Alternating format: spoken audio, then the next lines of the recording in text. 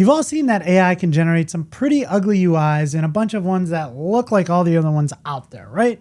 Well, the team behind Tailwind CSS and Refactoring UI set out to create a set of agent skills for building UIs, and they're actually really good. Now, this used to be a single skill for everything, but now they've decided to break it up into multiple skills, and this is a change that I am really loving. So you have skills for /design to build out a new UI with the expertise of a senior designer, /ideas to generate and compare multiple design directions in the browser, and so much more. Now, as primarily a backend developer, I am not great at design, but I love the aesthetics of a good design. It just takes me a long time to get there.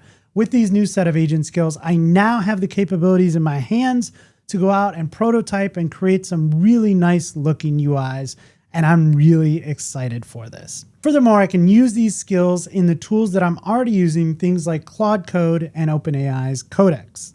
In this tutorial, we'll take a look at what UI.sh is, how to get up and running with it.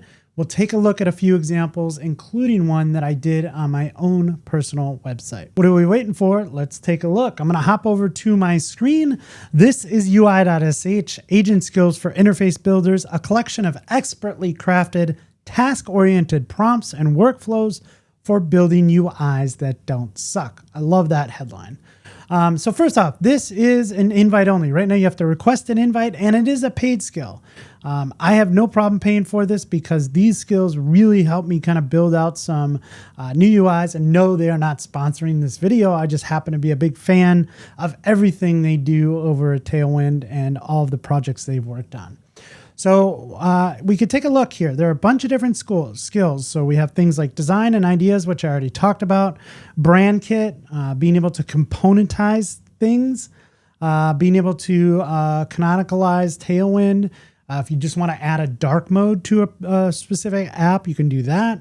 You can do dark mode images. You can make something responsive. So if you have a website and it's not responsive right now, Tailwind can help you out with that. And then you can do markup from images. You could turn screenshots or markups into semantic markup. We're not going to go through all these today, but I'm going to go through a couple and show you some examples of how this works. So we have this first one, which is design. If you click into it, here's how you get it up and running. You can run an npx command. You have to be signed in to have that token to be able to install it. Once you have that, it actually shows, once you're signed in, it shows your token here. So you can just copy that. And if you want to install multiple skills at once, this is the one I did because I installed all of them. So what we want to take a look at is some examples here. So I'm going to use the examples from here. But first is the design skills. So anytime we're building or designing some kind of UI, this is what we're going to use. So /design, create a login page for a SaaS application, include, these are the things I want to include. Get a nice login page with like Google and GitHub social logins. This is great. Again, it's important to remember with any AI tools, this is really a starting point. There is no magic wand that's just going to build everything for you, but this is going to be a really good starting place for me. And then in the use case that I'm using it for, yes, it's going to generate some HTML, but then I can take that into my framework of choice, my language of choice. For me, I'm going to use Java and Spring. I can bring that into a Spring project, make some changes to it, even have AI help me with that. And now I have this nice looking UI that I can work with. So we're going to do this. I'm going to go ahead and copy this command and head over to the terminal. We're going to go ahead and paste this in. Oh, whoops. I got to run Claude Code first. So I'm going to jump into Claude Code and I'm going to go ahead and say /design, create a login page for a SaaS application, include the following. And now what it's going to do is it'll start by loading the design guidelines and understand the project structure. I installed these locally, not just for this project, so it'll work across any project. And now what we're going to see is it go through. Okay, the project is empty. I'm just going to build a standalone page. Let me load the relevant guidelines. Now it's looking at design guidelines for this. It's just going through and trying to figure out exactly what it should do here. So I am not going to talk over this and wait for this. This will take a second. But while that's working, I'm going to come back over here and we're going to take a look at another one. So this is another example that you can see, but I want to jump down here And there is a /ideas. What I really love about this is if you're not sure of which direction you want to go, you can do /ideas. And that will give you multiple number of ideas that you can kind of just scroll through and try to figure out which one is more your style. Once you pick that, then we can go ahead and iterate on that. And as you see, you can combine skills. So I am designing something fresh and I need some ideas for this. Generate 3 newsletter signups from concepts for a homepage footer, right? Again, this is something that I don't have a lot of expertise in, and it takes me a long time to do that. I fiddle with it too much, and I just don't have time for that. So now I'm in a new folder here. I'm going to go ahead and run Claude Code again. We're going to go ahead and run /design/ideas, and we're going to generate 3 newsletter signup from concepts for the homepage footer. This is going to do the same thing and start working. Again, the nice thing about this is like I don't context switch a lot when I'm working with AI because it just cognitively overloads me. And I think, but in this case, like when I'm designing like different UI components, I can jump back and forth and just kind of let these things cook as they go. So this one's still going. As these 2 are going, I'm going to show you one more that is finished.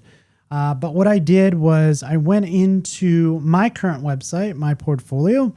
Looks like this. This is actually a Tailwind CSS template that I got a while ago from Tailwind UI.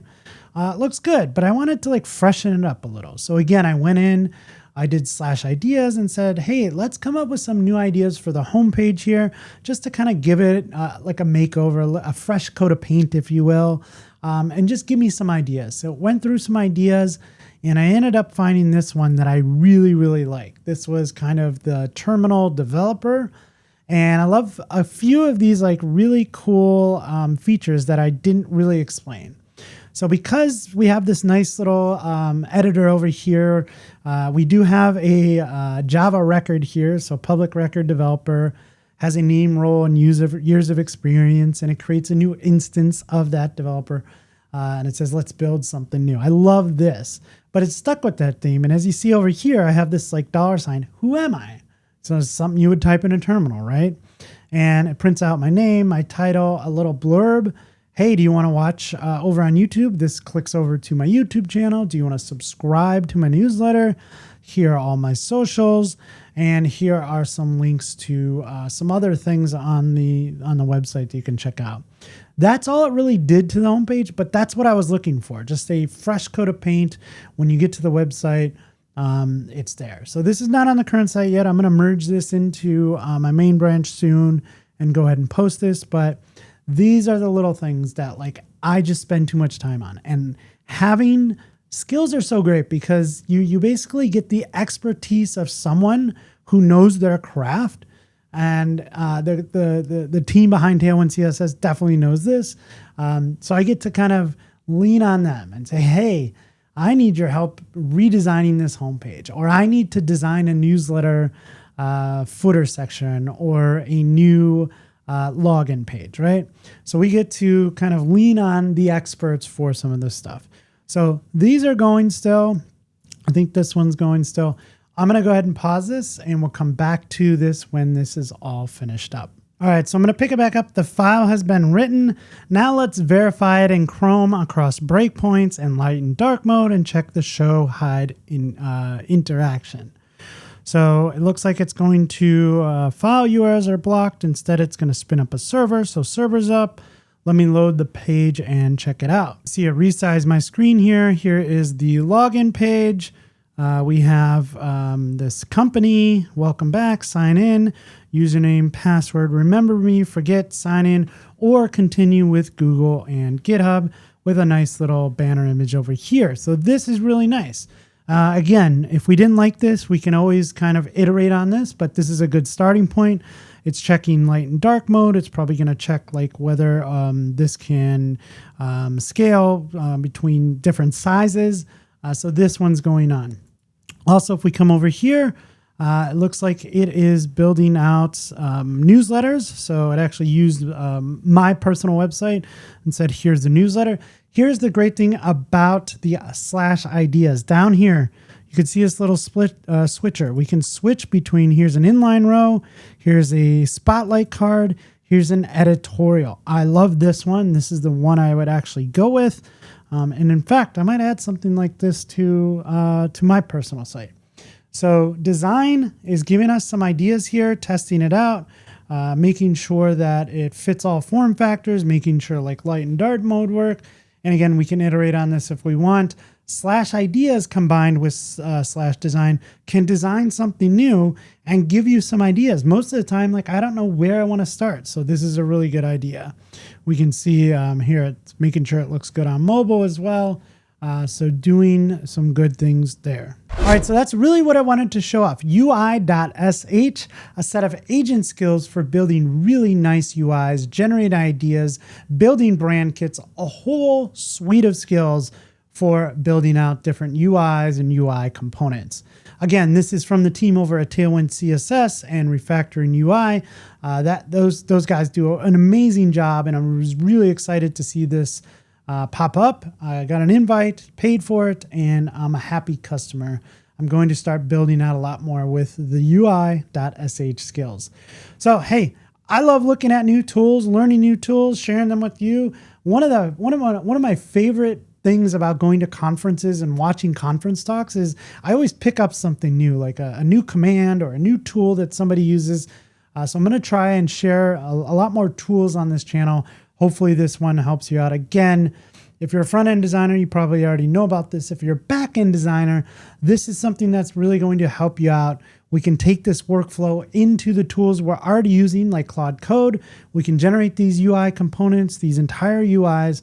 We can bring them into our frameworks like Spring. Again, we can manually go through and fix some of these things, or use AI-assisted development to go ahead and say, I want to turn this into whatever template engine you use, right? So big part of my workflow, and taking one of those things that I love the aesthetics of a good design, but I am not good at it. So I'm excited to see tools like this coming up. So, hey, if you found a new tool today and you found it useful and you learned something new, do me a big favor, leave me a thumbs up, subscribe to the channel, and as always, happy coding.